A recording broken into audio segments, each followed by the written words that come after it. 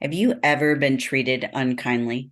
I mean, we live in a world that values kindness, but struggles to actually be kind. And today it seems that the division runs amok and people have forgotten how to treat each other with kindness and respect, even when we disagree with them. But kindness can change a heart, change someone's mind, and change the world. Today, we're going to be talking about making the world a better place with 10 keys to kindness.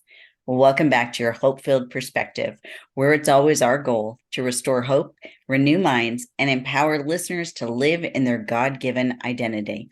Today, we're talking about making the world a better place with 10 keys to kindness. To start off this episode, I want to remind you of a verse that comes from Colossians 4, verse 6. Let your conversation be always full of grace, seasoned with salt, so that you may know how to answer everyone. You may recognize my guest for our conversation today. My guest is Greg Atkinson. He's been on our program before when we talked about bipolar disorder stigma. I've invited Greg back because he is the author of the book, The Secret Power of Kindness. Greg is an author, speaker, coach, and consultant. He's the founder and CEO of Worship Impressions, the First Impressions Conference, as well as the co-founder of the Social Media Church Conference. He's been featured in numerous publications, including Forbes, The Wall Street Journal, Christianity Today, as well as on CBS, Fox, and NBC. Welcome back to the program, Greg. I'm so glad to be back. Thanks for having me. I really appreciated your vulnerability in the previous episode, but today we're talking about another important topic. But here's what I know after interviewing people my entire career, and that is that frequently our ministry comes out of our own pain, hurts, and trials. So how is that true for you with respect to your focus on kindness? That's good. I just want to throw in, you are probably the best interviewer I've ever been with. You're very good at what you do, and I've probably done 500 interviews, but this is personal to me. This is very important, something I'm passionate about. But to answer your question directly, because I have been treated so unkindly in my life, I wanted to write about kindness. And I had witnessed a scene in a public place where a man just ripped into a server, like a cashier, and was just so rude, so nasty, so terrible. And I thought, this was years ago, and I thought, what is this world coming to when somebody would speak like that? And then I was having my hair cut yesterday, and my barber said that she had witnessed the exact same thing at the barbershop, where a customer came in there, had to wait a little bit, got angry, got upset, cussed them out in front of the whole barbershop, left, but he made sure to slam the front door so hard that the whole thing vibrated. And I thought, what have we come to? And then over the last several years, I have noticed a lot of Christians arguing online. And so a lot of my book, The Secret Power of Kindness, is a call to the church to get back to what we should be known for, and in the early church, what we were known for. Yeah, when Jesus says they will know us by our love, and love includes treating people with respect and kindness, I agree with you, especially in the online space. I don't know when the tables seem to turn, but all of a sudden now people say things that I don't think that they would necessarily say in person, Right. or if they would, that's an even more unfortunate circumstance. So let's start our conversation today by talking about some of the keys to unlocking kindness. Sure. Well, I start the book with probably the deepest and hardest and most personal chapter, and that's on forgiveness, because I've lived it, and I also think when I have encountered somebody uh, in life who comes across as very mean, very rude, very harsh, very unkind, I would call them. It makes me think of a quote I share in the book where somebody said, when that occurs, instead of saying what's wrong with you, to say what happened to you. Mm. Everybody's got a story, everybody's got a background, and we all know the quote, hurt people hurt people. So what I have realized over the years is when people are dealing with bitterness and unforgiveness, even though they may have an intention and a desire to be known as a kind person, they don't come across as kind, because underneath the surface there's always anger bubbling up to the surface. And when the littlest things happen, I talk about this in the book, when the toothpaste gets squeezed, what is in there is what comes out. And so if you are harboring unforgiveness and anger is just eating you up and you're a bitter person, when somebody cuts you off, when somebody takes too long in a grocery store line, when something unexpected happens, what is in you is what comes out. As opposed to, I remember years ago reading a book by Richard Foster, and he talked about when we abide in Christ, when we spend time with Christ, what comes out of us when we are shocked and surprised is the fruit of the Spirit: love, joy, peace, patience, kindness, goodness, self-control. And so when we are becoming like a true disciple, more and more like Christ, we're abiding in him, as John 15 says, we're spending time with Christ, and we're becoming more and more like our Savior. When the toothpaste gets squeezed, what should come out is love and kindness. That's what we should be known for.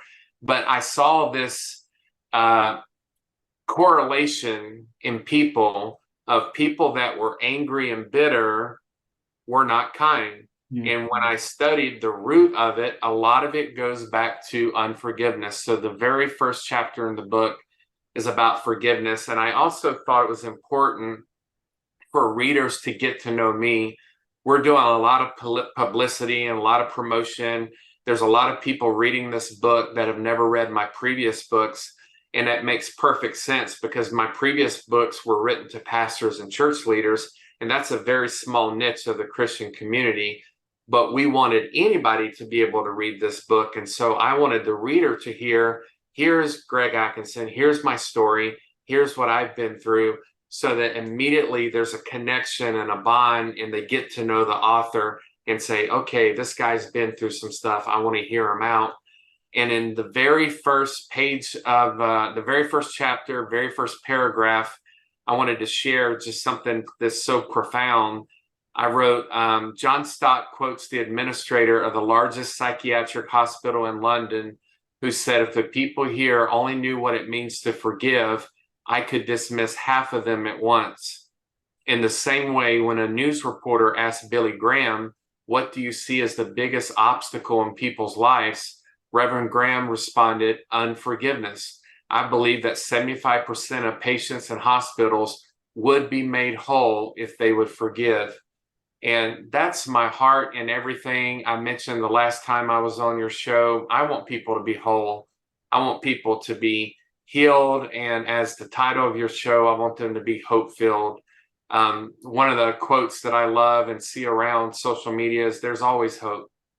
There's always hope. And I don't want people to give up. And I want them to fight for wholeness and to fight for healing. And so I have a pretty rough past and grew up in a very dysfunctional home and went through some pretty tough stuff. And so I wanted right off the bat at the very beginning of the book to say, here's my story and here's what I worked through. It was not easy. It was not instant. I did not instantly learn to forgive, but over time, I fought for it, fought the good fight, and I learned to find peace and healing and forgiveness. And my life is never the same. I am a changed person when I learned to let go of the hurt and the anger of what people had done to me. And it also made me more self-aware to not inflict that on others, to not cause other people pain. And so that's how it ties into kindness. When people interact with me, and I'm a very big guy, I'm 6'5", I'm the size of an NFL lineman. When people see me, they would never guess that my whole thing and what I write about and speak about is kindness. They see me as a big guy with tattoos and they think, oh, I don't want to mess with him. And then they get to know me and they're like, oh, he's one of the kindest people I know. I wanted to be known for kindness. And so that's something that I was telling my wife yesterday, some local relationships I have we just moved to a new city to be close to my in-laws. And I've made so many friends in the community, and they're not believers, they're not Christian, but they note my kindness. They comment on my kindness, and they like talking with me, eating with me, hanging out with me. And I was just reading a quote by Barna, that just brand new research that just came out, of what is most effective with those that don't know Christ. And it was listening to them without judging, spending time with them, and things that go along the line of kindness. And so my hope is that Christians could use this book to be a better witness for Christ, and then in the first chapter to find healing for where they've been hurt. You know, what you're talking about reminds me of the scripture, Greg, that says that out of the overflow of the heart, the mouth speaks. And like you were saying, that, you know, when you encounter these people who are mean and angry and spiteful, that's an indication of what's in their heart. And as you talk about forgiveness, too often we think about forgiveness as something we give to another person, but I think a different way to look at forgiveness is something that we give to ourselves, because we're basically turning that other person over to God and saying, I can't handle them, I can't change them, I'm going to give them to you, and I'm going to release this pain that I experienced to you to take care of. So while forgiveness is a gift to another person, and it's a form of kindness, it is also a gift to ourselves. Yes. We talk a little bit about, for some of our listeners who may not have heard the previous episode, and listeners, if you haven't, I would encourage you to go back and listen to that, because that is very important for all of us, especially within the church, to listen to. But Greg, share a little bit about, how did your past experiences, which include both physical and sexual abuse, as well as discrimination due to a mental health disorder, how did that impact your perspective on kindness? I mentioned in the last episode, I've always tried to turn a negative into a positive. So I'm real big on reflection, self-reflection, meditation, journaling. I journal my feelings. Obviously, I'm a writer. I like to journal and put down my feelings. And when I reflect back on my life, and coming up on 5 decades, when I reflect back and think of the unkindness that has been shown towards me, and the unkindness that I have come across, just one, accepting that, embracing that, and taking note of that, and then deciding, do I want to be like that, or do I want to break the cycle? And for me, having a dad that I would describe as unkind, I wanted to break the cycle, and I wanted to let that end with me, and to be marked by and known for kindness.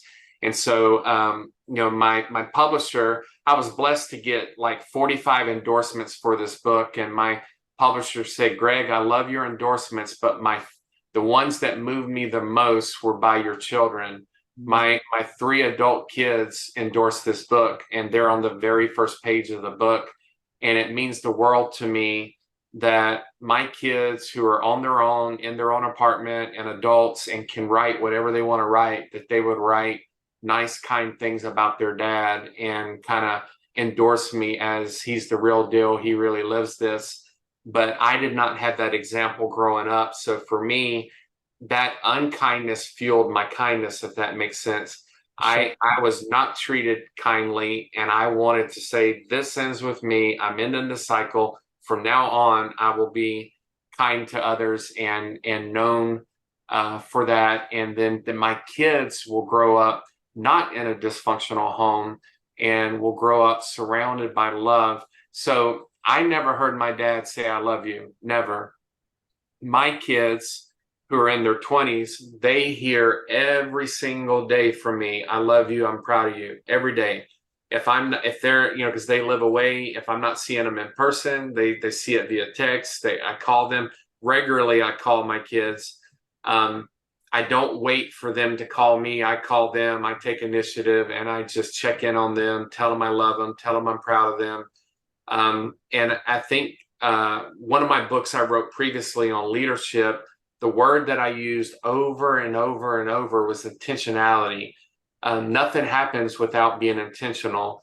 Where then what I said in the book was actually that's not true. Bad things happen when you're not intentional. Bad things happen. So I have been very intentional to go out of my way to tell my kids I love you and I'm proud of you, so that if I were to suddenly die like my dad did, my dad had a heart attack and died, and there was no closure for me. I never got to make things right for him with him. If I were to suddenly die, my kids know where they stand. They know their dad loved them. They know their dad was proud of them, and they won't have to deal with the pain and the agony and the therapy that I have done for the last 26 years since my dad died to try to work through those emotions. They would go on knowing, yes, dad loved us. He always told us he loved us. And so whoever you are and whatever you've been through, you can end the cycle. You can stop it right now. If your parent was an alcoholic, if your parent was an addict, if your parent was abusive, you can say, I am not going to do this in my family. I am not going to be. I just had this conversation the other day with somebody whose husband was an alcoholic and died from alcohol, and her brother was an addict and died from being an addict.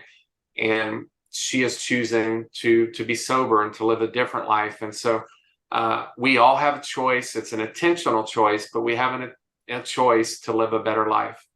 And what a beautiful legacy you are giving your children by teaching them the power of kindness.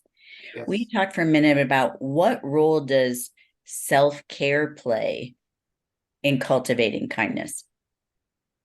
Yeah, it's a good question. I have a chapter in the book that surprises a lot of people on rest. I'm real big on self-care.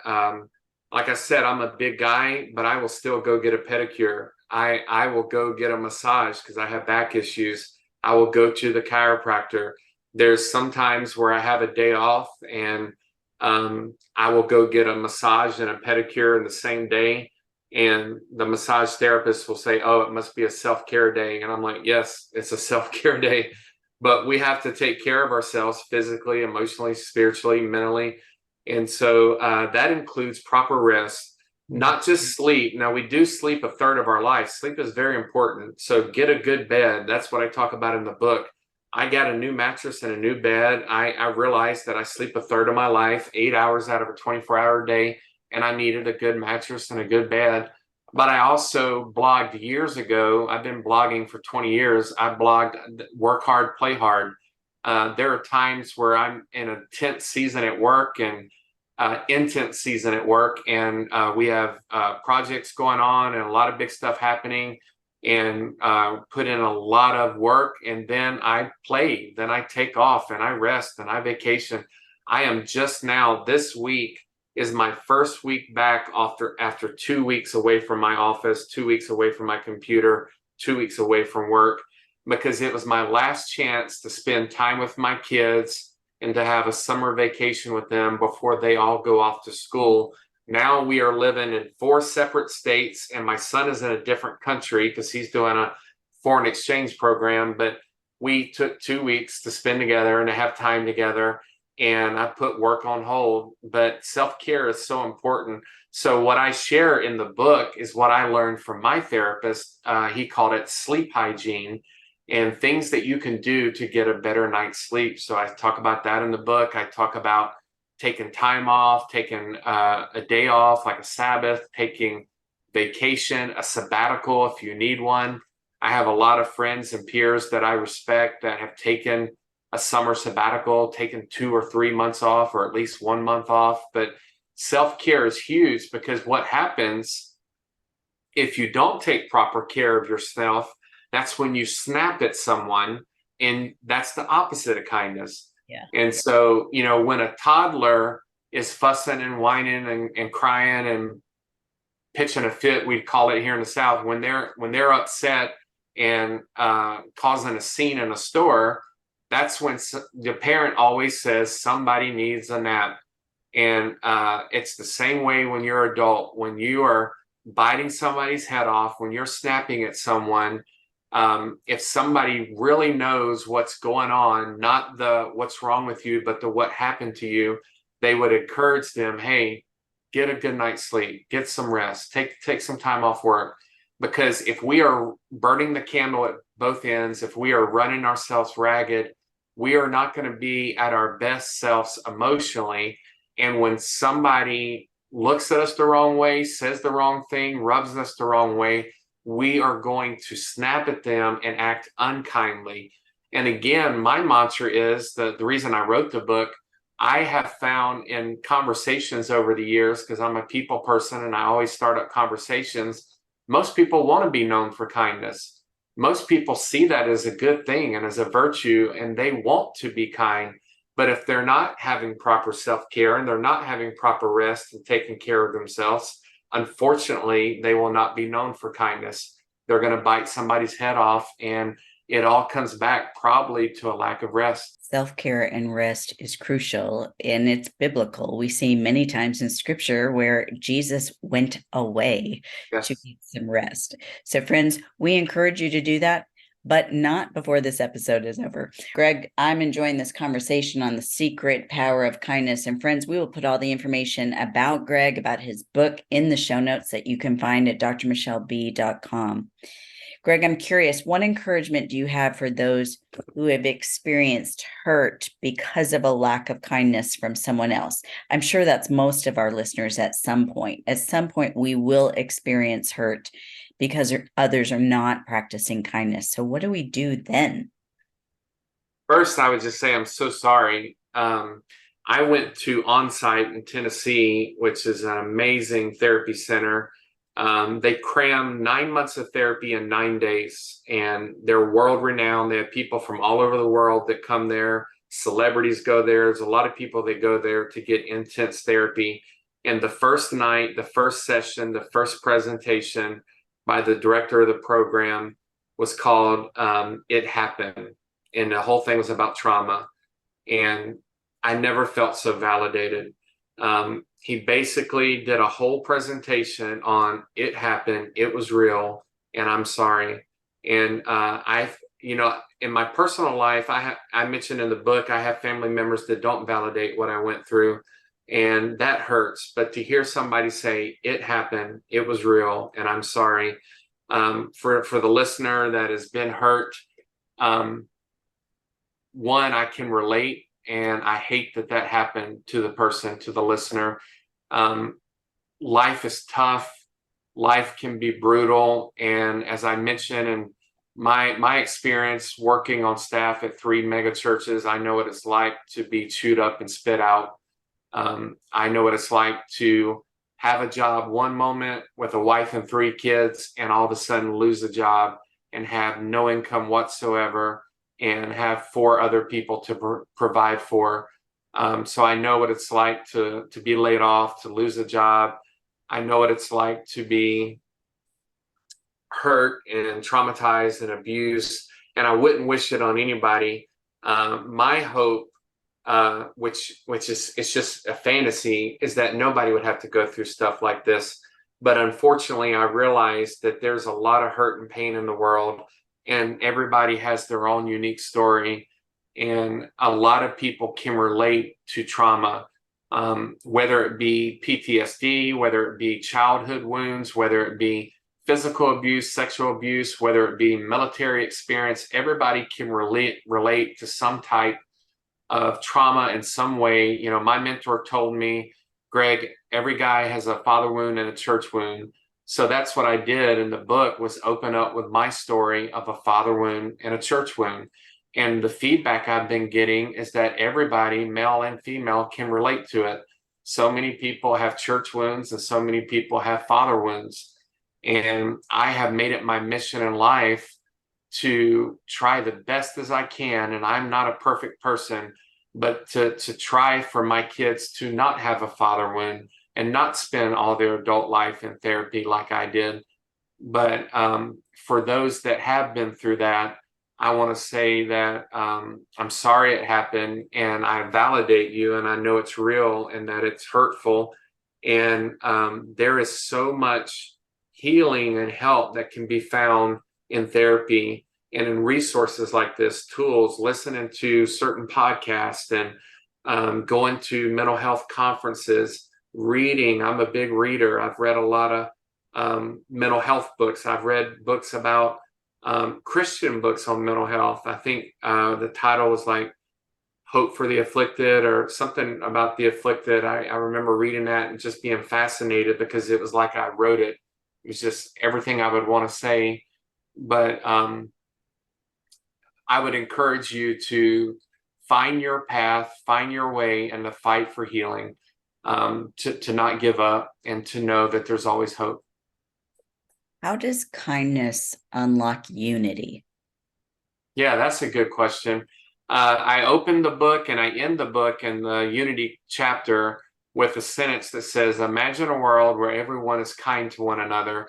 So if you're kind to me and I'm kind to you, what I have said, what I say in the book is kindness is contagious and kindness unlocks kindness. My daughter worked at Dunkin' Donuts years ago, and she told me she came home from work one time and she said, we had this chain reaction where somebody paid for the car behind them and it went on for like 27 cars. Everybody paid for the car behind them. And I've had that happen twice to me, once at Dunkin' Donuts and once at Chick-fil-A.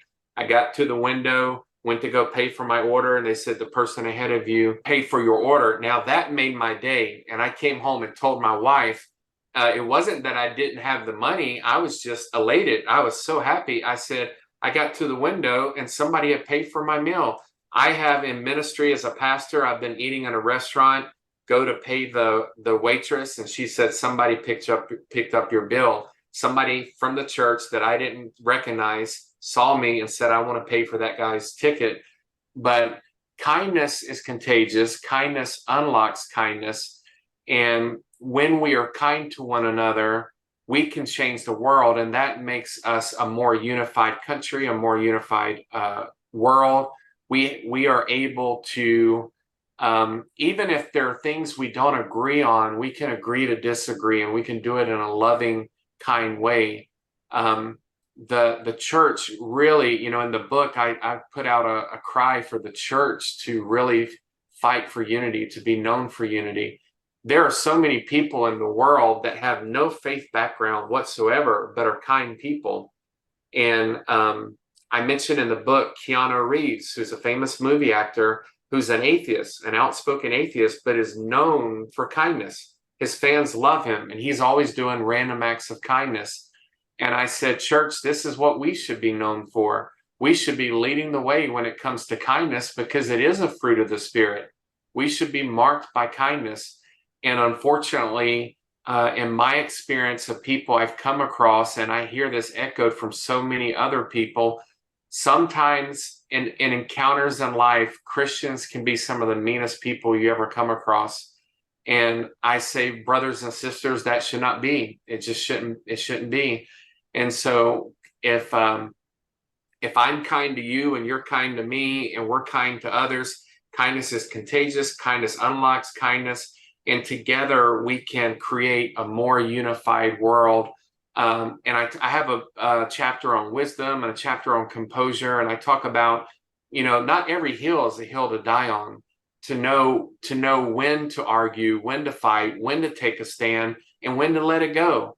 There are very few hills to die on, like in marriage. As a pastor, I did a lot of couples counseling, but there are some people in life, some marriages, where they fight over everything, things that do not matter. And I have found very few hills to die on that are worth ruining the whole night by having a fight and an argument. Whereas I can just bite my tongue, let it go, and move on with my life. And it's part of emotional maturity. In the book, I talk about EQ and emotional maturity. It's part of just learning to say, I'm not gonna take the bait. I'm not gonna go there. And if we do this in our workplaces and our jobs and in our communities and our churches, we can have a more unified nation, and together we can change the world. Yeah, the enemy is so set on division, and Yes. he's thriving by trying to divide even believers.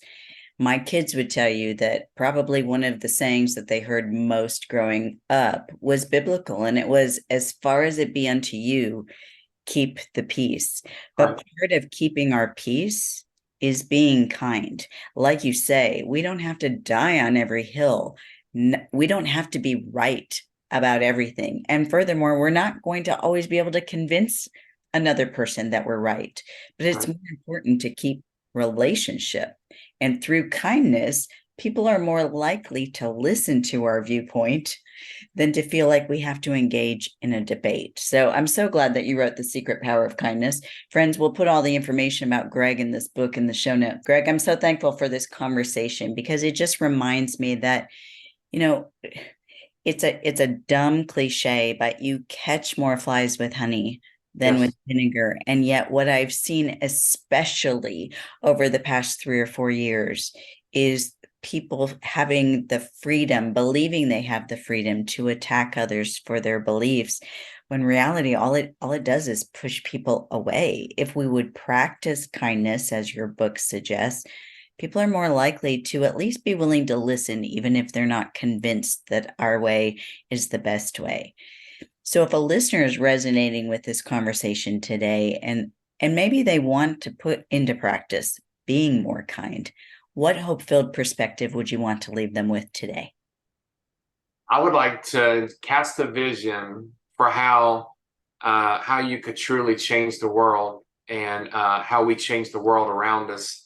And I also, I'll come back to what I was going to say, but in the book, I mentioned Mother Teresa, who did not have any money, was not wealthy, but her acts of kindness and compassion and mercy changed her world and made a marked difference and impact on everyone she encountered.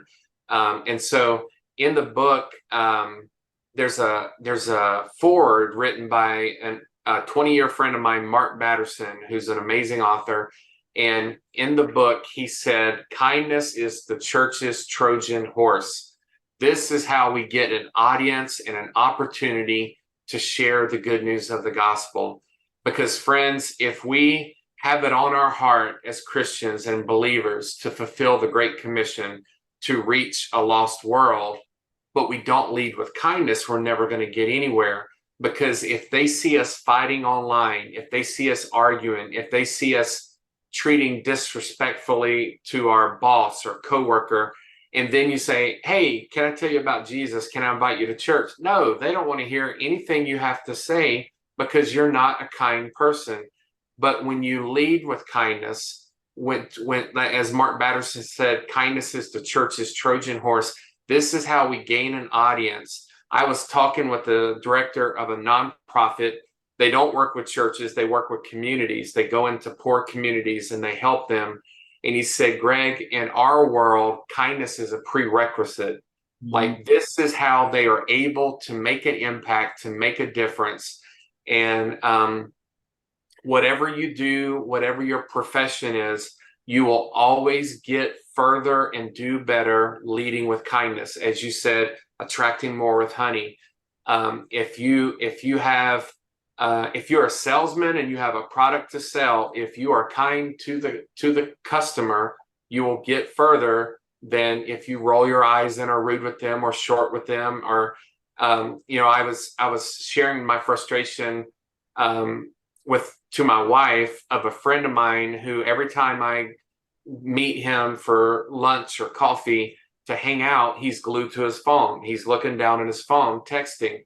And I just talked about how rude it comes across, because there's social etiquette. And when we're having a discussion and we're going to coffee or going to lunch, put the phone away. And so it came across as insensitive, which can be viewed as unkind. And then I think, well, is he really my friend? Is he really there for me? Is he really praying for me? Does he really have my back? Is he gonna support and pray for me? Or does he care more about the conversation on his phone? And so that's a very little example. But as the nonprofit leader said, kindness is the prerequisite for how we make a difference. And so whatever field you're in, whatever type of work you do, if you're a student, and you're in the classroom, whatever you're doing, if you lead with kindness, you will get further. And I don't mean in a manipulative way. I don't mean using people. I just mean it behooves you. It is to your benefit to be known for kindness.